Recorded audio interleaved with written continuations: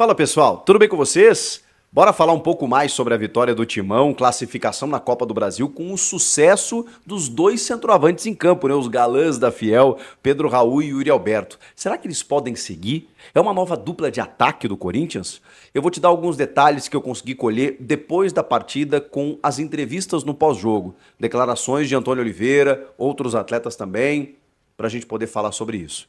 Chega mais, eu sou o Chico Garcia, inscreva-se no canal aí, vamos junto! Vitória importante essa sobre o São Bernardo, evidentemente, pela classificação, mas mais do que isso, né? Depois de uma eliminação do Paulista, você enfrenta um adversário que, embora esteja na Série C do Campeonato Brasileiro, fez uma brilhante campanha no estadual, venceu o próprio Corinthians dentro deste estadual e que, obviamente, poderia impor mais dificuldades do que o Corinthians estava esperando, até por conta de todos os erros de arbitragem presentes no jogo, inclusive com a não expulsão do Fagner, mesmo assim, com a expulsão bizarra do Garro, com gol anulado e mal anulado do Yuri Alberto, o jogo poderia se oferecer mais difícil do que a gente imaginaria.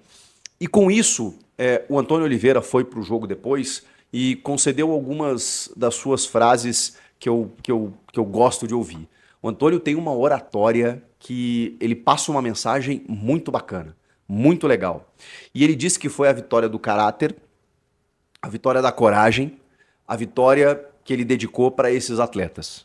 Porque, obviamente, houve adversidades, né? Houve problemas no jogo em que o time soube sair delas. Mas mais do que o time, né? As mãos do técnico também, que motivou os jogadores, que preparou os caras durante a semana para jogarem com um a menos. Vejam só, o Yuri Alberto revelou isso depois, de que houve uma preparação nesse sentido, inclusive, que ela foi muito trabalhada e específica para o jogo. Então, o Corinthians sabia como se portar. E isso é muito legal, você trabalhar, porque, cara, eu conversei com alguns jogadores que atuaram com o Guardiola, por exemplo, e todos eles relatam, cara, o Guardiola ele tem um plano para cada coisa que acontecer no jogo. Então, nunca o jogador está surpreendido. Eu valorizo o técnico que faz isso. E aí você vê que na semana antes do time ter um jogador expulso, eles trabalharam como lidar quando tiver um jogador a menos. Tanto que o Antônio não faz nenhuma troca para mexer no escopo do time. Ele troca depois, no intervalo, colocando o Matheus França e tirando o Wesley.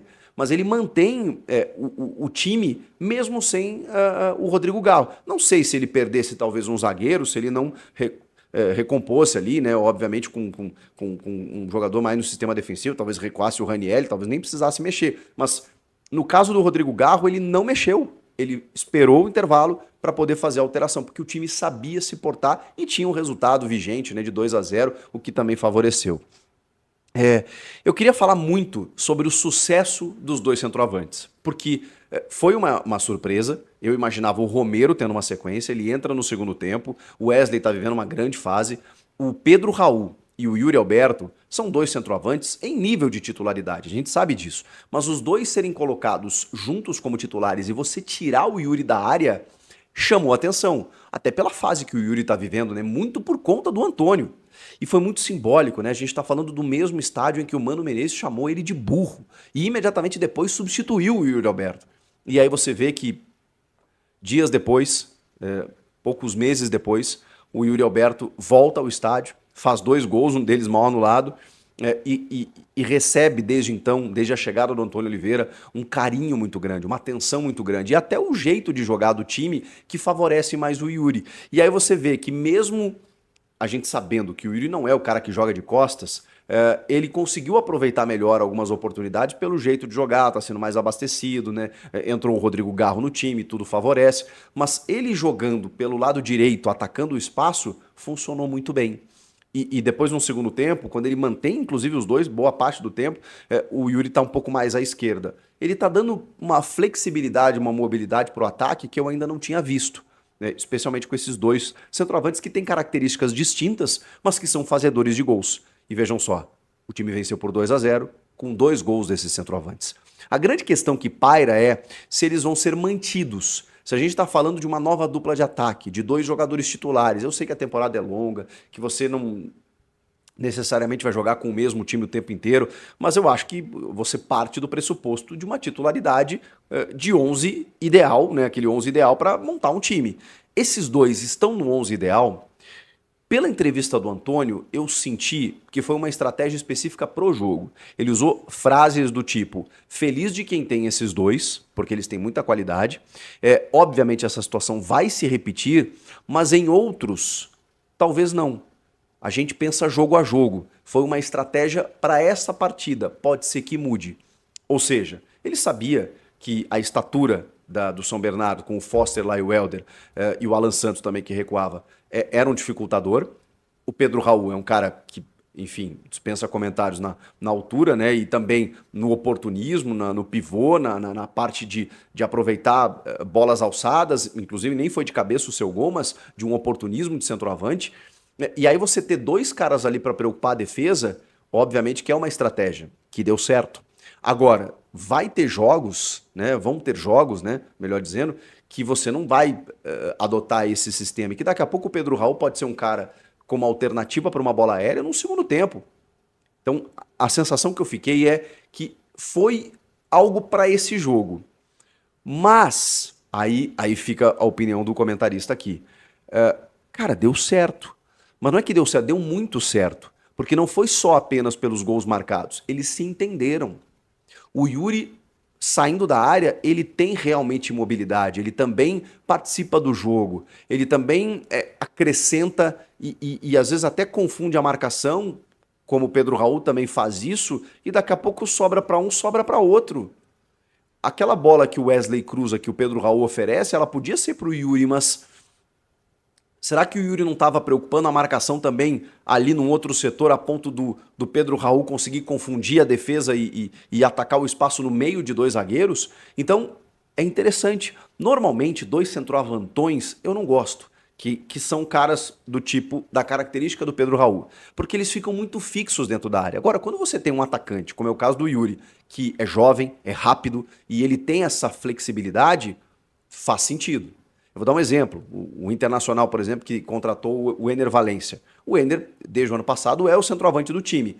Mas ele é um cara que, pela explosão, ele pode fazer lado de campo ou bico de área. Então ele pode jogar junto com o Lucas Alari, ele pode jogar junto com o Rafael Borré. E aí você pode ter dois centroavantes. Então é mais ou menos nesse sentido que eu estou falando que essa dupla pode dar certo. O Antônio usou como estratégia para esse jogo, mas eu repetiria. Eu repetiria para ver um pouco mais. O Antônio, nessa entrevista, ele falou outras coisas sobre criar uma atmosfera interessante, saudável, porque ele foi muito questionado de o que você fez? Porque esse Corinthians veio aqui há não muito tempo e sofreu contra o São Bernardo e perdeu para o São Bernardo e estava vivendo um período terrível. De repente o Antônio consegue esse resgate, embora a eliminação no Paulista não foi culpa dele, ele consegue uma evolução, não dá mais tempo e o time volta ao 1º de maio e mostra um futebol completamente diferente. E aí, obviamente, que ele não quis falar sobre o antecessor, por ética, né?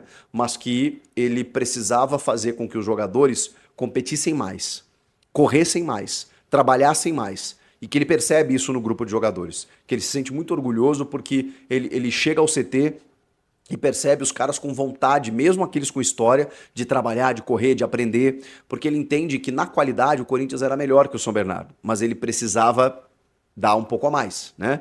Dar aquele 110% para poder vencer o jogo, porque realmente as condições elas não foram favoráveis e nem pelo adversário, pela arbitragem. Então o Corinthians poderia se complicar num jogo teoricamente mais favorável para si.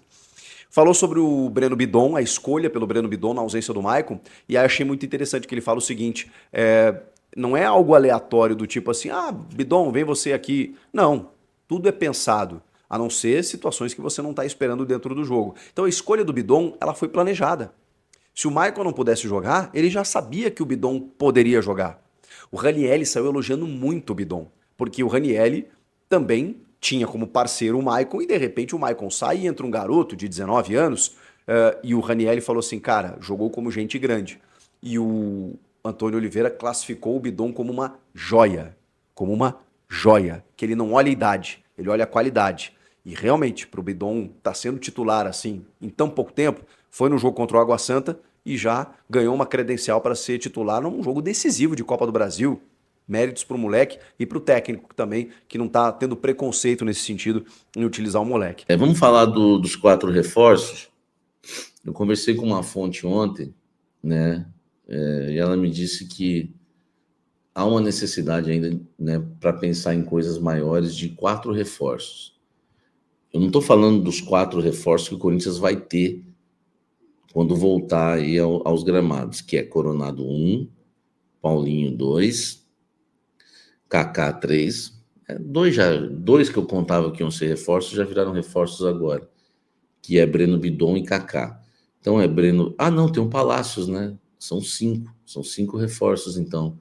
Então nós temos Coronado, Paulinho, Palácios e o Kaká. 4 e o Breno Bidon, que surgiu aí, que também acaba virando um reforço. Além desses jogadores, tá? O Corinthians acredita que mais quatro atletas seriam interessantes. Imagino eu, tá? Eu não entrei eu não entrei nessa conversa das posições, mas imagino eu que seja um lateral esquerdo, porque o Corinthians hoje, né, a única esperança que o torcedor corintiano tem é em relação ao Palácios, e também um volante. Um meia eu acho que não precisa, porque já tem bastante, tem Garro, tem um Coronado, enfim, apesar que o Matias Osso foi embora, quem sabe, né? Um meia com uma característica diferente. Eu acredito que precisa de um atacante e de um zagueiro, nem sei se precisa de 4 reforços. Eu traria 2 volantes. Eu traria um primeiro volante e um segundo volante, e mais um lateral esquerdo. Isso aí, para mim, seria prioridade hoje no elenco do Corinthians, tá? O Kleber falando Talisca, o Talisca nunca vem, né? O Talisca ganha muito dinheiro lá no time do Cristiano Ronaldo, né? No Al Nassr, difícil, né? O Michael é um sonho, eu investiria fácil também. Eu acho que é um cara que chegaria para assumir aí a posição de titular, mas, né? São questões que a gente tem que estar atento aí ao mercado. Um volante, um lateral esquerdo, 2 atacantes. 2 atacantes, tá? Não quer mais o ponta, Samir? Cara, eu quero. Eu acho que um ponta para ser titular eu quero muito. Mas são contratações mais caras, né? O problema é como o treinador vai escalar tudo isso, né? O Pedro Henrique, por exemplo, já está perdendo espaço.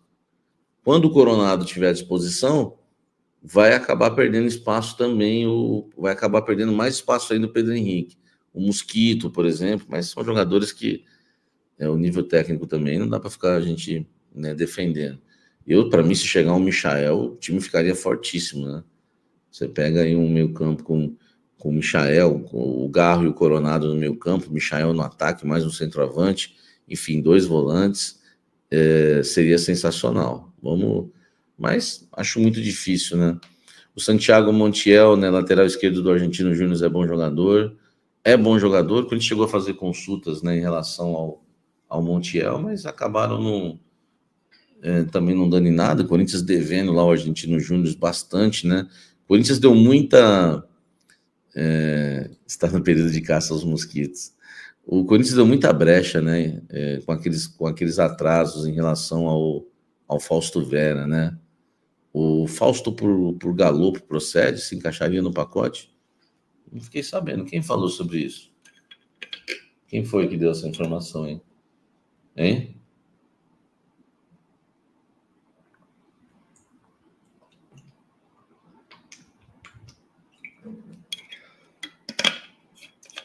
Quem que deu essa informação, hein? Fala para mim. Nicola? Eu não tenho essa informação, tá? Enfim, o Fausto Vera não deu em nada, né? Não deu em nada, né? E o Galopo, confesso que eu nem vi de perto também. Nem sei se é bom jogador. O Lucas Leal Veloso, Riquelme Michael, o Gabigol e o Marlon Freitas, e o Timão brigaria por tudo. Nossa, aí brigaria mesmo. Brigaria até por título do Campeonato Brasileiro.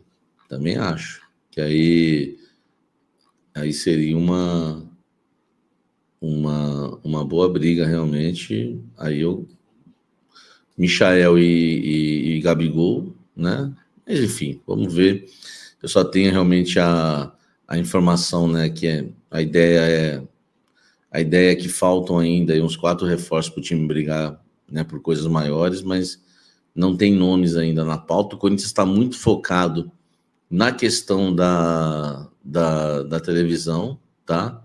Na questão da televisão. Então a gente tem que, né, primeiro esperar o Corinthians encerrar essa negociação aí dos direitos de TV para a grana entrar, né? Falar em grana entrar, a grana que pode sair é do Cantígio, né? Brincadeira, né? O Cantígio entrou na justiça contra o Corinthians.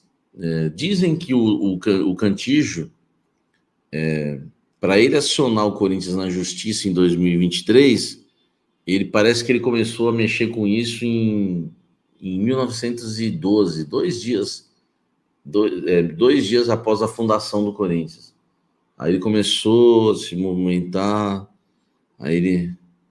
parece que ele, né, pegou uma pombinha assim com um bilhetinho, mandou para um advogado, entendeu? Aí ele foi, né, deu uma, sabe, vou ali, pegou uma carroça com cavalo, foi até a sede, entendeu? E parece que só agora, ele começou isso lá atrás, parece que só agora saiu o processo do Cantígio, o homem mais lento da história, né? Enfim, 2 milhões e 300, né, no Cantígio, é um absurdo, tá? É um absurdo. O Corinthians, esse jogador está pedindo aí 2 milhões e 300. Mais uma, né, das peripécias aí do Írio Monteiro Alves, velho. Não tem como um jogador desse... Eu falei até no Blend, né, que o Juliano, que jogou mais bola que o Cantígio no Corinthians, tá cobrando 1 milhão e 800. Tudo bem, se deve para cada um, né? Cada caso é um caso. Mas não dá, né, velho? Um jogador que o cara não deu um chute na bola, insuportável de lento, prejudicou o Corinthians diretamente aí em 2 competições, no mínimo, que eu me recordo, ganhando um salário muito bom e ainda querendo processar o clube agora, pedindo mais de 2 milhões, né? Foram 118 jogos do Cantígio, né? Ele marcou 2 gols. O Cantígio cobra 1 milhão de fundo de garantia de 2021 a 2023. Ele cobra mais de 600 mil de diferenças de verbas, né, rescisórias relativas a férias, enfim, 13º. Só para você ter uma ideia, o Corinthians pagou, tá? Essa rescisão dele, mas ele está contestando o valor. 430 mil em multa e mais 313 mil de honorários advocatícios. Pô, vai te catar, não paga o advogado, mano. Você, entendeu? Eu sei que não é assim que funciona, mas, né, dá uma bronca, né, velho, ver o Cantígio, o Cantígio, o Didi Monteiro. Verdade, a herança do Didi Monteiro. E olha aí, fiel, continuando falando do Timão, o Oscar, jogador de seleção brasileira que tá lá no Xangai, falou que gostaria de voltar para o Brasil e já teve time manifestando aí interesse no jogador. E adivinha, o Corinthians é um desses times aí, porém o Internacional foi o único clube do Brasil que já acionou o staff do jogador. Mas o Corinthians tem grande interesse aí na contratação do Oscar. Isso tudo porque foi decidido nessa semana aí que o Oscar não vai renovar o seu contrato lá na China com o Xangai. Ele pretende voltar ao Brasil e estuda aí as possibilidades. E isso abriu margem para diversos clubes aqui no Brasil se movimentarem e estarem já pensando na contratação do ex-jogador aí do Internacional e da seleção brasileira, fiel. Um grande empecilho nessa contratação seria o seu alto salário, já que o jogador aí ganha na casa de nada mais nada menos de mais de 8 milhões de reais por mês lá na China. Mas de 4 clubes brasileiros, né, demonstraram interesse na contratação do jogador. São Paulo, Internacional, Flamengo e Corinthians têm interesse na contratação do jogador. A informação quem trouxe foi o jornalista Thiago Fernandes e confirmada pelo portal Gol Brasil. Deram essa manchete aí, que foi assunto aí nas redes sociais, né? Nas redes sociais, né? Eu quero perguntar para vocês se vocês contratariam o Oscar aí para jogar no Timão. Será que cairia bem aí o Oscar, jogador de 32 anos, né? Apareceu muito bem lá no Internacional, e pode estar chegando aí, não nessa temporada, ele chegaria no começo de 2025, né? A ideia do jogador é voltar ao Brasil, né? Ele que está na China desde 2017, ele atua hoje no Xangai, não é um garoto, né?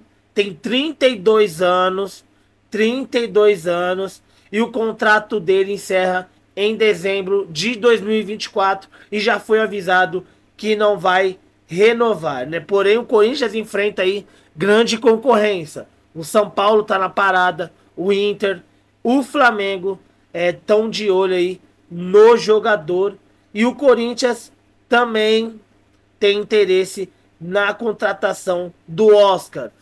Contratação que viria aí em janeiro de 2025. Então tá aí a informação, causou um burburinho, um burburaço, né? Não foi nem burburinho, um burburaço aí nas redes sociais essa semana. Oscar querendo voltar para o Brasil e podendo assinar com o Timão para a próxima temporada. Comenta aqui embaixo o que você acha aí dessa possível contratação, se vale a pena ou não. Deixa a sua opinião nos comentários, não esqueça, deixa seu like no vídeo, se inscreva no canal. Se você tá até aqui, até agora, Deus abençoe a sua vida grandemente. Tamo junto, forte abraço e vai Corinthians!